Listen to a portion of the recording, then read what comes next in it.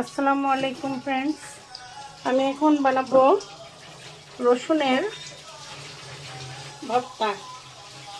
এই যে দুই তিনটা বড় রসুন এভাবে ছিলে নিয়ে তারপর এই বাটনার মধ্যে বেটে নেবেন, মানে ছেঁচে নিতে হবে, একটু ছেঁচে নিতে হবে।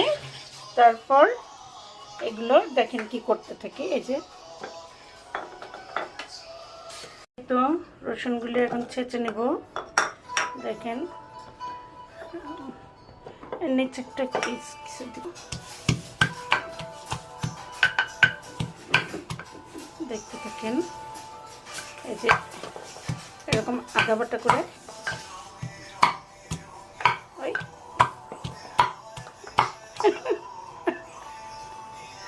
রসুনগুলি চিটকে মিটকে পড়তেছে।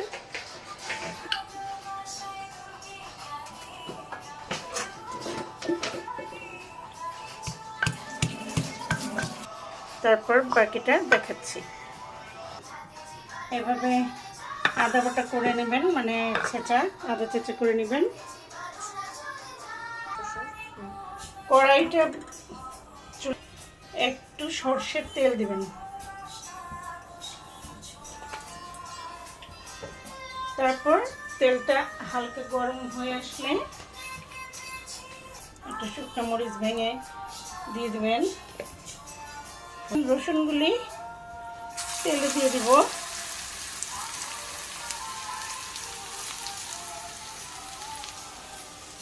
রসুন খুব দামি জিনিস, ওয়েস্ট করা যাবে না। ভালো করে নেড়ে চেড়ে এটাকে হালকা ভেজে নেব। যে যতটুকু খান পরিমাণ মতো একটু লবণ দিয়ে নেব। শুকনো মরিচ বেশি করে দিব, যেহেতু ভর্তা, রসুনের ভর্তা। শুকনো মরিচ ঝালটা যত বেশি দেওয়া যায় ততই টেস্ট। এখন আমার ছেলের বউ খাবে, ও বুঝবে কেমন ঝাল দিব না দিব।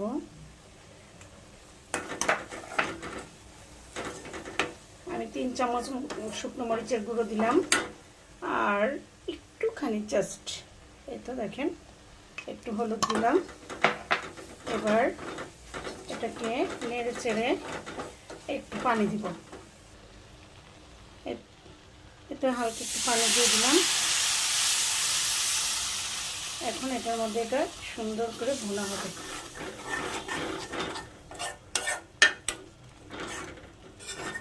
হালকা একটু চিনি দিব, এটা আপনারা স্কিপ করতে পারেন।